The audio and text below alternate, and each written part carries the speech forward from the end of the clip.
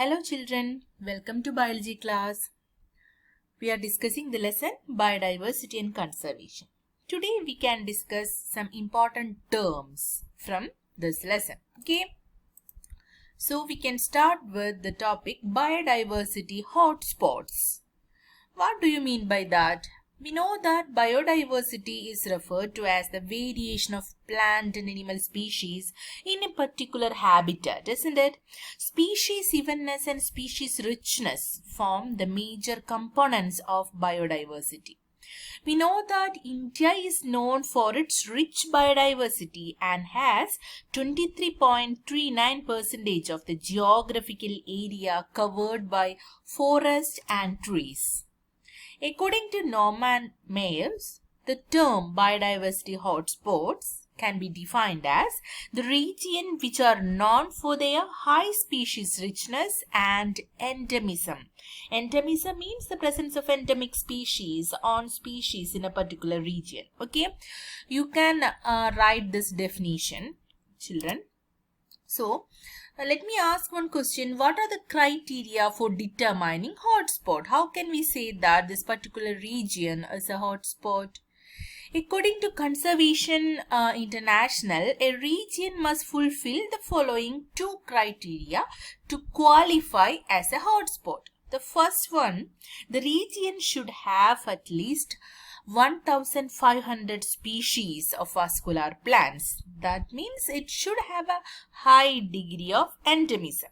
Then the second thing, it must contain 30% or less of its original habitat and it must be threatened. During that condition, we can say that it is a hotspot. Now let's discuss some of the hotspots in India: the Himalayas, Indo-Burma region, the Western Ghats and the Sundaland. So first one, about the Himalayas. It is considered as the highest in the world. The Himalayas comprises of northeast India, Bhutan, central and eastern part of Nepal.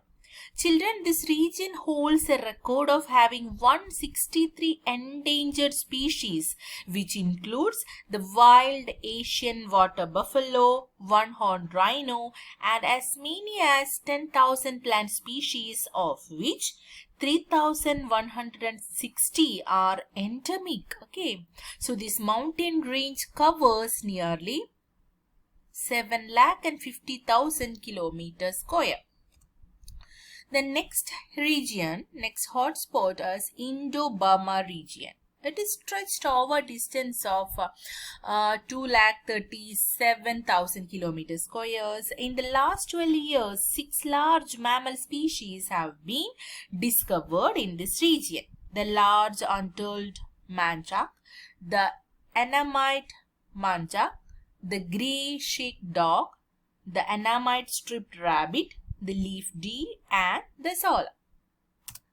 This hotspot is also known for the endemic freshwater turtle species, most of which are threatened with extinction due to overharvesting and extensive habitat loss. Children, there are also 1,300 different bird species, including threatened white-eared night heron, the grey-crowned croziers, and the orange-necked partridge. Then, another important hotspot is Western Ghats. You are familiar with this particular region. We know that it is present along the western edge of peninsular India and covers most of the deciduous forest and rainforest. This region consists of 6,000 plant species, of which 3,000 are endemic. Originally, the vegetation in this region was spread over 1,90,000 kilometers square but has been now reduced to 43,000 kilometers square. Children, this region is also known for 450 species of birds, 140 mammals, 260 reptiles and 175 amphibians. Then Sundaland, it lies in Southeast Asia and covers Singapore, Thailand, Indonesia, Brunei and Malaysia. In the year 2013, the Sundaland was declared as the World Biosphere Reserve by the United Nations. This region is famous for its rich terrestrial and marine ecosystem, and it is one of the biologically richest hotspots in the world, which comprises 25,000 species of vascular plants, of which 15,000 are found only in this region, only endemic to that region. Okay. Then endangered species of India, another topic. India is known to be home for 6.5% of the world's species, which include 7.6% of all mammals and 12.6% of all bird species. But with the rapid loss of biodiversity, many species are becoming extinct or at risk of becoming critically endangered. Children, the species that are at risk of extinction due to the sudden decrease in their population and habitat are known as endangered species. Okay, you can expect one more question from this area. What do you mean by endangered species? Related with a lot of terms are there, even though this term endangered species is very important. What do you mean by endangered species? The species that are at risk of extinction due to sudden decrease in their population and habitat. Okay, so top 5 endangered species are given. The Royal Bengal tiger, ebony tree, the great Asiatic lion, Indian mallow, the snow leopard, Malabar lily, the pig-nosed frog, Assam catkin, then the pink-headed duck, then milkweed. You can write some of the examples from it. Then IUCN Red Data Book. What is expanded form of IUCN? International Union for Conservation of Nature. Okay, so we know that an important book, Red Data List, is published by IUCN, International Union of Conservation of Nature, and we know that it is founded in 1964. The IUCN Red List, also known as Red Data List, it evaluates the biological species in the world which are at the risk of extinction. Okay, so what is the aim of IUCN? They focus on the conservation of world species to reduce species extinction. So more than 77,000 species, 300 species have been assessed on the IUCN Red List. According to the reports of 2019, as per the IUCN Red List, 41% of the amphibians and 33% of the coral reefs are in the threatened category. Children, in our textbook only these terms, and now we explain some terms, some topics, only 1 or 2 paragraph you might see. So this note is an important note. I include all the recent data in it. That's why read it thoroughly. Okay. And the IUCN Red List can be divided into 9 categories.